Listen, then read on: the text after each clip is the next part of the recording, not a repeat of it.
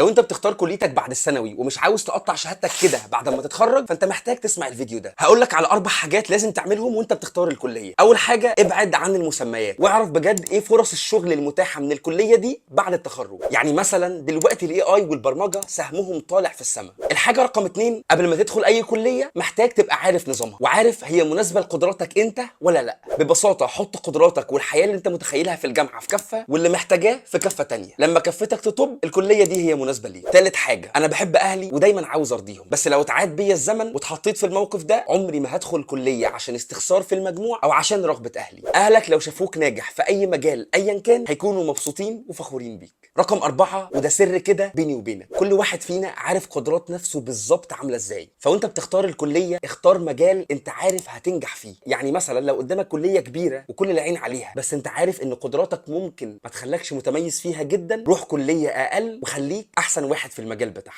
لو عاوزني اكلمك في خيارات الكليات المتاحه في 2024 قول لي اسم الكليه في الكومنتس وانا هقول لك مميزاتها وعيوبها. انا دكتور منعم وبساعدك تكون احسن في حياتك.